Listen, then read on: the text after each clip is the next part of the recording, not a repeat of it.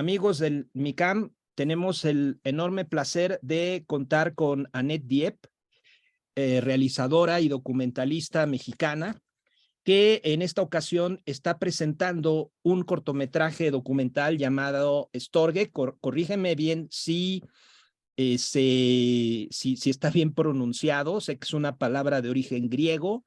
Y bueno, pues te doy la bienvenida. Nos gustó mucho tu corto. Y me gustaría que la primera pregunta fuera justamente qué es lo que significa Storge y bueno, también cómo se pronuncia correctamente. Bueno, hola, ¿qué tal? Muchas gracias por tenerme aquí, muchas gracias también por ver Storge, se pronuncia Storge, Ok. eh, por verlo, por apreciarlo, por incluirlo, ¿no?, en la muestra. Bueno, Storge significa, no es como una traducción como tal, más bien es un término griego que se utiliza para definir el tipo de amor de un padre hacia su hijo y viceversa, o de una madre hacia su hija, hijo, ¿no? Viceversa. Los griegos dividían el amor en diferentes etapas o diferentes tipos, y uno de ellos es Storge. Y bueno, yo lo tomé obviamente porque el corto, el documental, pues va totalmente sobre una relación de un padre y su hijo, y pues el amor que hay entre ellos, ¿no? Bueno, yo creo que el título acierta por completo. Eh, la historia que nos estás contando es eh, elocuente y contundente en ese sentido. A mí no se me ocurriría un ejemplo más palpable de hasta dónde puede llegar justamente la manifestación y la expresión de amor entre dos personas que hacen un acompañamiento en una situación que está justo en los límites de todo lo social y económico en cualquier lugar y en cualquier sociedad. Es la historia de cuidado y acompañamiento de un hombre que se dedica a la pepena de basura, que es un hombre ya de más de 81 años llamado Margarito, que tiene un hijo que tiene distintos padecimientos, desórdenes mentales, esquizofrenia, y que tiene que ser continuamente medicado, que está completamente inhabilitado de muchas labores físicas. Y nos plantean una, una circunstancia y una situación que podría ser y podría caer en lo desgarrador y en lo melodramático, pero con la mirada sorprendente y compasiva que tú tienes al acercarte a estas personas, nos desarma ante cualquier posibilidad de sentimentalismo y nos confronta y nos abre a la empatía pura. Todo esto que comento como introducción a tu trabajo es también pues una felicitación y un agradecimiento por lo que nos has transmitido. Y yo te preguntaría cómo surge la idea de este trabajo, cómo es que tú das con estas personas y cómo se entabla la complicidad para llevarlo a la pantalla. Muchas gracias por esas palabras. La verdad es que esa siempre fue una de mis preocupaciones, que no fuera a caer en vulnerar a Margarito y a Beto. ¿Por qué? Pues justamente porque ellos, en el documental hay un tercer personaje, que es Mundito, ¿no? Que es un amigo de Margarito. Bueno, Mundito es mi abuelo. Entonces, toda la vida, pues yo he crecido con Margarito y con Beto, o sea, son amigos de la familia, son cercanos. Y cuando yo llego al proceso de creación documental dentro de la universidad, pues surgió, por supuesto, contar su historia. A mí me parece que era algo digno de compartir. Y por eso es que yo siento que la relación y la manera en la que hicimos la dinámica con Margarito fue muy amena, muy familiar, ¿no? Para nada viéndolos desde una perspectiva de juicio o ajenos, porque pues los conozco de siempre. Entonces, así fue como llegué a esa historia, y sobre todo porque en esas etapas ya Margarito pues ya era una persona muy grande, ya estaba en otra etapa de vida. entonces compartía con mi abuelo pensamientos un poquito oscuros, como los que se llegan a mencionar de pronto, ¿no? En el documental, y le había dicho así de, no, pues es que yo ya me quiero llevar a Beto al monte y ya, o sea, ¿no? Cosas muy fuertes. Y yo dije, necesito hablar con Margarito, necesito poder también como dialogar con él, que comparta su pensar y que hablemos de la otra cara de tener a una persona discapacitado dependiente en casa, que es la cara de los cuidadores, ¿no? ¿Cómo piensa el cuidador, la persona que está ahí, pues ofreciendo su apoyo, su acompañamiento, su amor, sus cuidados, todo, hacia alguien que no le está retribuyendo, entre comillas, nada más que, pues es mi familia, ¿no? Entonces, bueno, había muchos temas alrededor de ella, aparte pues los conocía, entonces fue que dije, bueno, yo me voy a aventar a hacer este documental que a mí me parece importante y pertinente, ¿no? ¿Cuánto tiempo te tomó? Porque digo, no podemos aquí comentar el desenlace del corto, pero ¿cuánto tiempo duró todo este proceso de documentación, de rodaje para conocer pues la vida y la circunstancia de estos dos entrañables personajes? Porque digo, la pregunta te la hago porque quiero creer que en algún momento a ti también te tomaron por sorpresa hacia dónde llegaron los acontecimientos. Sí, por supuesto. Yo considero que tuve una gran ventaja en cuanto a investigación porque yo ya los conocía. Entonces, parte de la rutina, del acercamiento, me la ahorré. Pero aún así, el proceso desde que pensamos el guión, la escaleta, ¿no? Cómo íbamos a abordar la temática hasta que se estrenó o hasta que se terminó. Pues sí, hasta que se estrenó, fueron 3 años. Fueron 3 años, desde el inicio hasta el estreno, 3 años.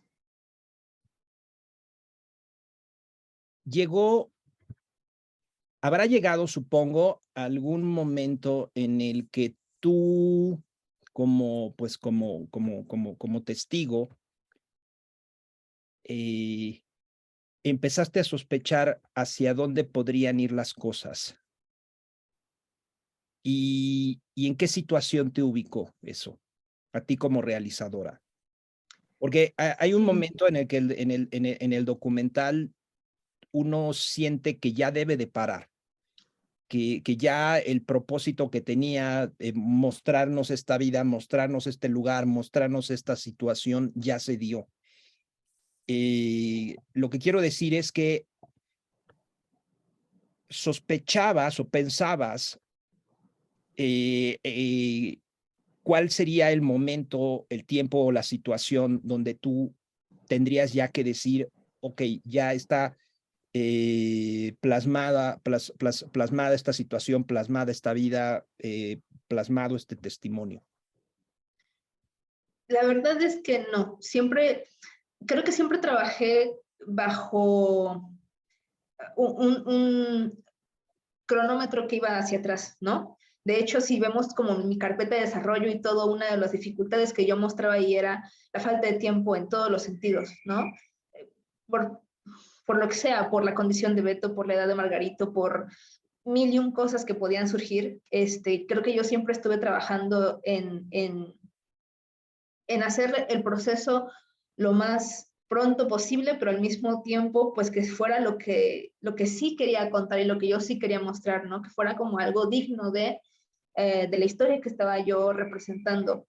Entonces, la verdad es que no fue algo que yo me esperaba, más bien creo que siempre lo tuve en cuenta, pero no era algo en lo que estuviera pensando como una fecha límite o como que de repente algo me apresurara, ¿no? O sea, fue algo constante, creo.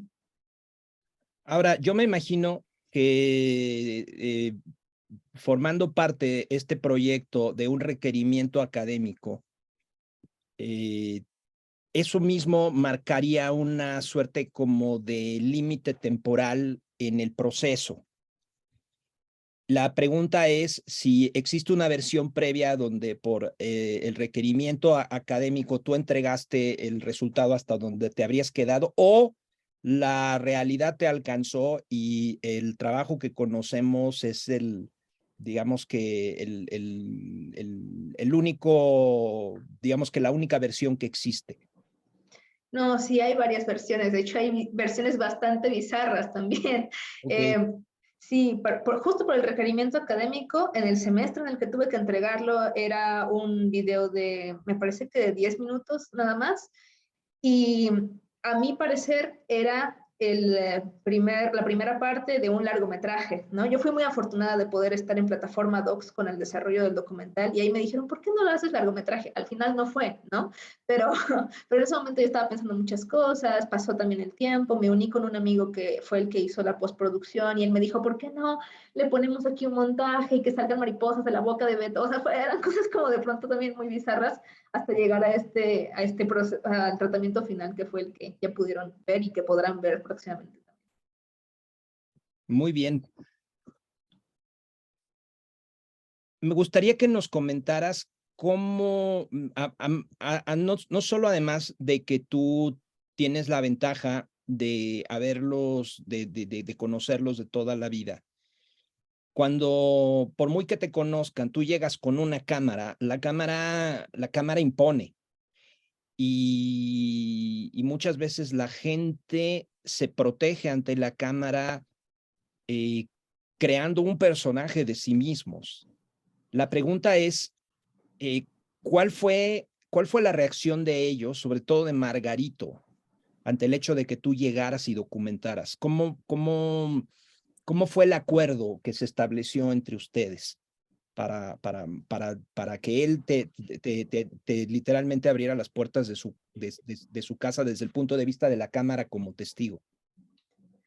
Pues Margarito siempre fue una persona muy carismática, ¿no? Entonces, cuando yo le cuento que quiero hacer una película sobre él, ¿no? Pues por supuesto que fue el papel de, voy a ser famoso, ¿no? Y lo que yo veo en la televisión y como ese tipo de reacción y de interacción con la cámara.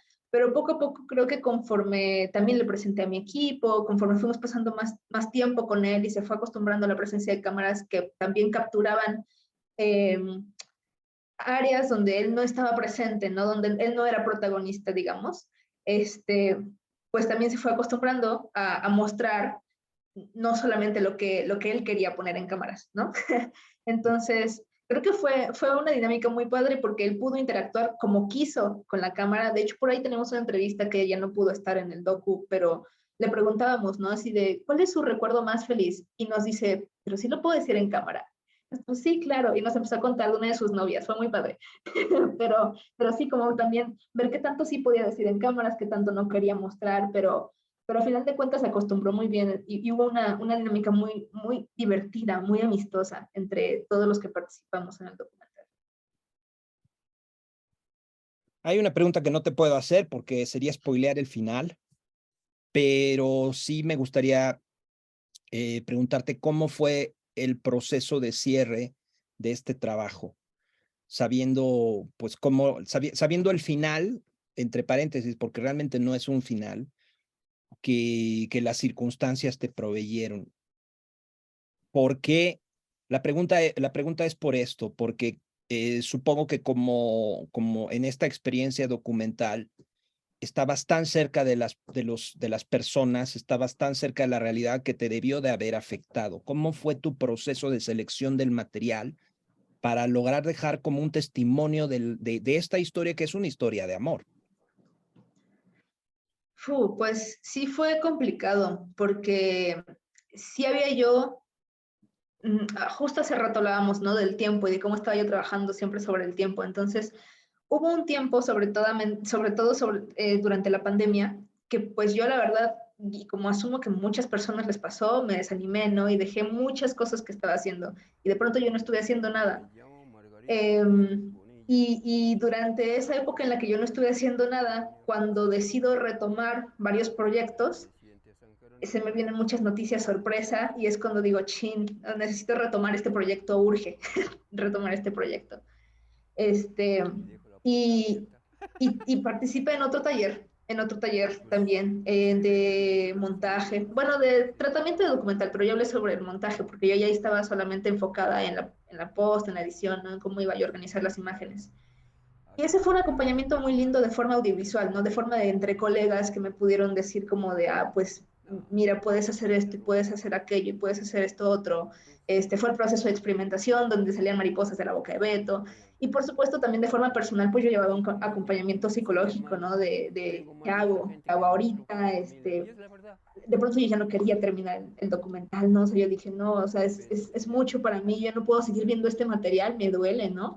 Entonces sí fue difícil, pero valió la pena. Fue empoderar la historia sí, ajá, empoderar la historia para que fuera lo que importara. No importo yo, no importan mis emociones, no importa todo lo de alrededor, lo que importa es esta historia y así fue como logré terminarlo. En ese sentido, creo que fue una decisión muy valiente porque antepusiste la, la importancia de dejar este testimonio que diera voz sobre la presencia, sobre la vida y sobre este acto amoroso por encima del daño emocional que padeciste, es decir, no te echaste para atrás, ¿no? Me gusta, aquí sí me gusta este uso del término de empoderar, porque antepusiste tus sentimientos, tus contrariedades a la necesidad de dar, pues, a poner, digamos que de forma, pues, preservar en el tiempo algo que, vaya, es finalmente la huella de una vida de, pues, una pareja de personas que no tienen visibilidad ante la sociedad. Y aquí yo me permitiría, pues, compartirte mi impresión como espectador. A mí tu trabajo me desarmó por completo, pero me dejó en un muy buen lugar. No me dejó devastado, me permitió incluso hasta proyectarme. Entiendo muy bien, obviamente no lo he vivido, pero creo que entiendo pues esta angustia y esta incertidumbre por parte de quien cuida a alguien que merece cuidados porque está en una condición de mayor vulnerabilidad. Y, y la implicación adicional de que quien está cuidando es una persona que también necesita de cuidados, porque es un hombre que está entrando digamos que a su octavo decenio de vida, este, y además también cargando sus propias enfermedades, sus propios males, pero lo hace sin ninguna sensación, o al menos sin ninguna queja en lo que es el documental respecto a su situación, la asume e incluso la agradece. Y en ese sentido se vuelve casi una estampa bíblica, una estampa que nos alude a todas esas parábolas que nos hablan de los retos que nos pone la vida, que son oportunidades para manifestar el sentido más puro posible del amor. A mí me parece que no solo podría haber sido un largometraje documental, en realidad no necesitaste agregarle ni una sola imagen, pero no solo pudo haber llegado a ser un largometraje documental, sino también una gran ficción. Pero al final del día, con lo que acaba siendo y con lo que dura, ya es algo de lo que yo siento que los protagonistas se sentirían muy orgullosos. Creo que los honra.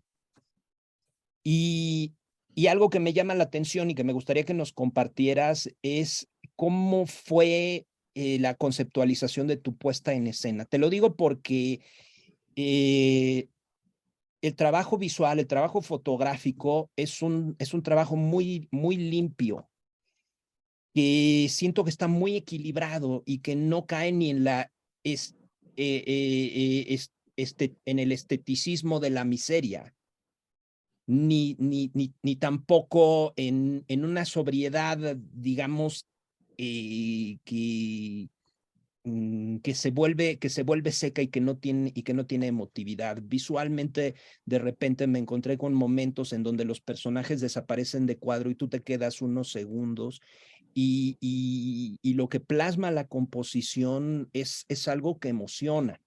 Yo la pregunta que te hago es si tú desarrollaste una planeación, una conceptualización de eso o fueron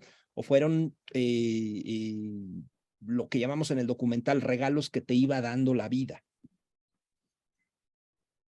Pues creo que fue un poco de ambos y aquí está la situación de por qué. Cuando hablábamos del primer corte, el primer corte es muy estético, muy. Porque yo nunca había hecho un documental, es el primer documental que dirijo, entonces yo estaba acostumbrada a planear todo para una ficción. Y en este planear todo, pues por supuesto yo ya conocí la casa de Margarito y todo, mis fotógrafos que son maravillosos, les decía, quiero ver esto, ¿no? Acomódate aquí, haz esto y haz aquello. Pero en el proceso de dirigir, me enfoco más en estar platicando con Margarito, estar conviviendo con Beto, y como tengo dos fotógrafos, uno me acompaña con los personajes sociales y la otra persona va y graba lo que hay, lo que encuentra maravilloso. Y creo que ambos tienen un gran ojo, entonces aunque cualquiera de los dos que estuviera grabando, se encontró con imágenes muy poderosas y muy lindas. Y aparte de todo esto, en la reconstrucción del material dentro del montaje, yo ya había ido a grabar con Margarito antes, sola, sin crew, para acostumbrarnos a las cámaras, para todo este proceso. Y cuando estoy reconstruyendo la historia, también tomo imágenes que yo agarré en ese momento sin pensar en el documental, solamente que había, ¿no?, encontrado. Y pues fue la construcción de esas tres visiones que logra la estética del documental. Entonces, de alguna manera sí lo planeé, pero hay muchas sorpresas maravillosas. Sí. Ok. Cuéntanos un poco sobre la imagen final. Mm. ¿Por qué esa imagen? Bueno, sin dar spoilers, pero... Sin spoiler, pero lo quiero porque la gente que tenga, digamos que como contexto esta conversación, después de verlo, reflexiones sobre el proceso que te llevó, porque genera muchas, no preguntas, sino da mucho que pensar. Sí, sí, exactamente. Lo que yo quería en esta secuencia final y en estas imágenes finales era justamente eso, que las personas que se quedaran con lo que están escuchando, ¿no? Con la historia que ya están maquilando en su mente, pero que esta historia que está en su mente no estuviera sucediendo en la imagen. Entonces, en la imagen solo nos quedan los rastros de la historia que acabamos de ver, ¿no?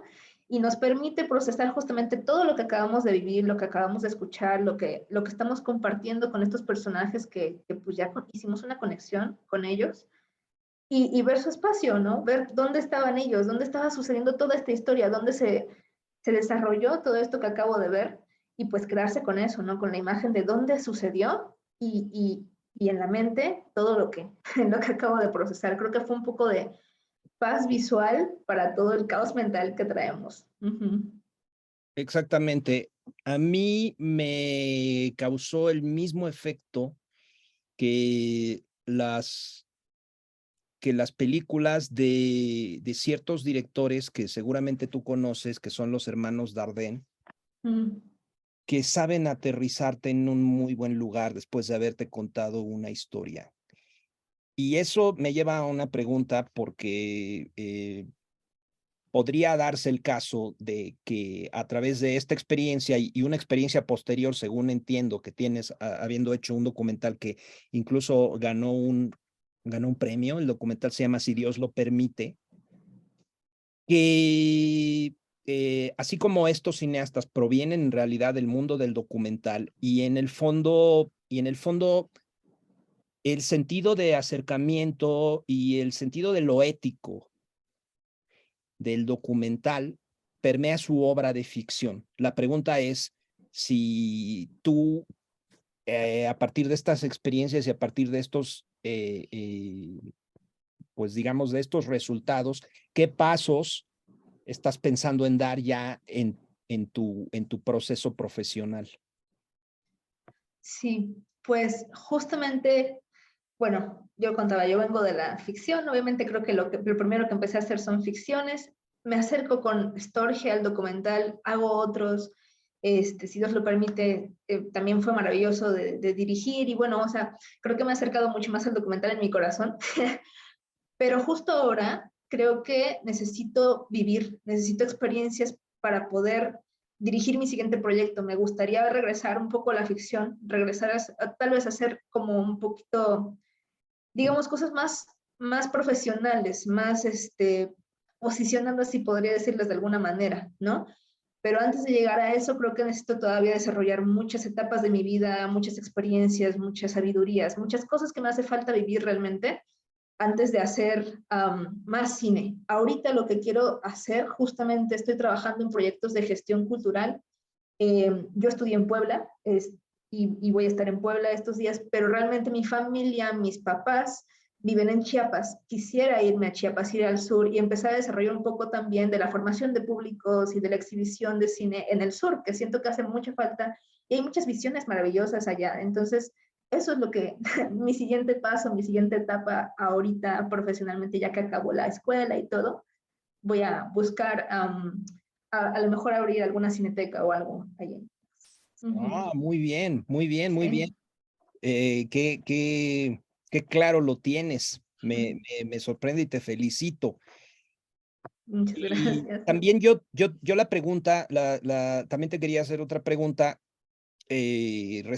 recuperando lo que habíamos conversado antes de entrar a la entrevista, respecto a cómo, a lo que tú sabes de cómo están moviéndose las cosas a nivel de pequeña industria en Puebla.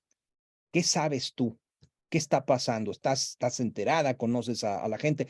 Porque a raíz de la pandemia, en muchos puntos del país se han empezado a desarrollar a impulsar pequeñas industrias. La más presente es la de Jalisco, que no pararon de filmar con pandemia o sin pandemia, y ya tienen una enorme presencia a nivel nacional.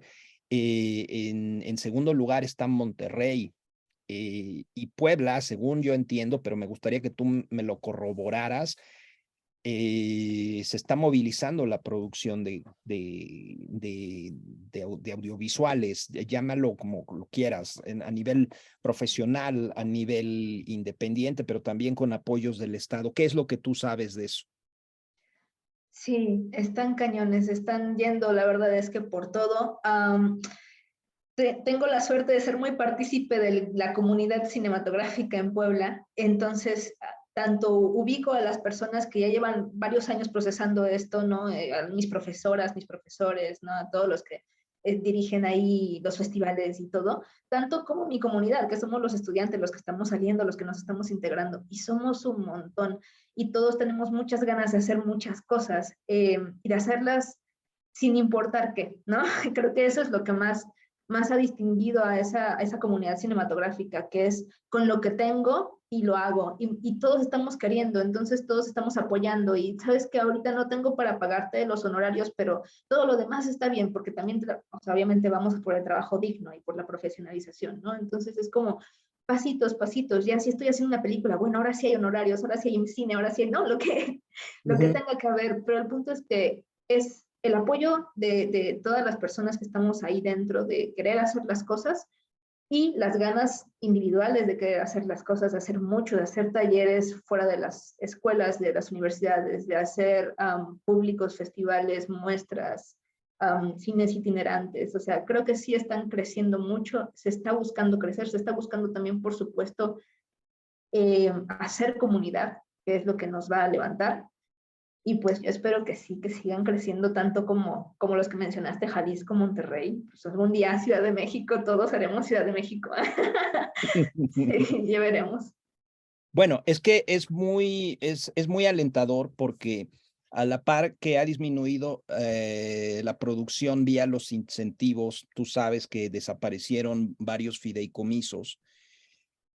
Ha habido una respuesta por parte de la comunidad cinematográfica en todo el país, que obedece a una necesidad de producir, de expresarse, pero también de dar voz a las particularidades regionales, ¿no?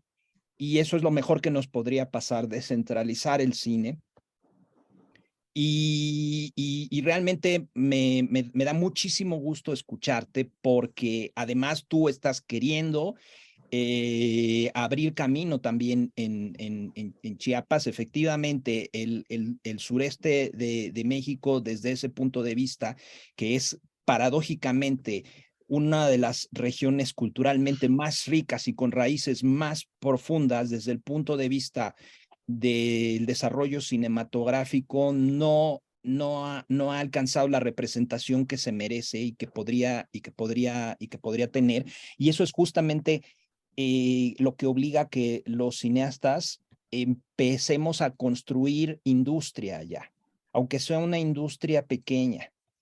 Y desafortunadamente eso no pasaba antes, ¿no? Tuvo que venir una pandemia, tuvo que haber un desmantelamiento de fideicomisos que no son para nada buenas noticias, pero han acabado por derivar en un activismo cinematográfico, por llamarlo de alguna manera, como el que tú tienes, de decir, vamos y levantemos algo porque se trata de dar voz. Y yo anticipo que te va a ir increíblemente bien porque ya tienes la vocación. Tu trabajo, lo que nos has permitido conocer de ti, nos deja perfectamente claro que eres una cineasta que ve al cine como un sacerdocio, como un acto de servicio, ya sea en el terreno de la ficción o en el terreno de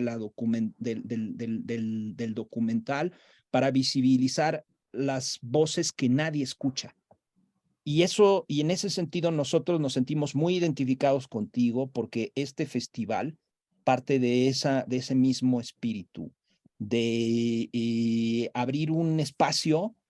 eh, hay, hay bastantes espacios. México es un país lleno de festivales, pero aún así sentimos que se siguen necesitando espacios y ventanas y potenciar lo más posible las posibilidades que nos dan los festivales híbridos, el uso de las redes sociales para que el trabajo, no nada más de los mexicanos y no nada más de la gente que vive en el país y que produce en el país o incluso en Latinoamérica, tenga la posibilidad de tener un punto para compartir y para incluso encontrarse con otros cineastas y poder seguir construyendo comunidad.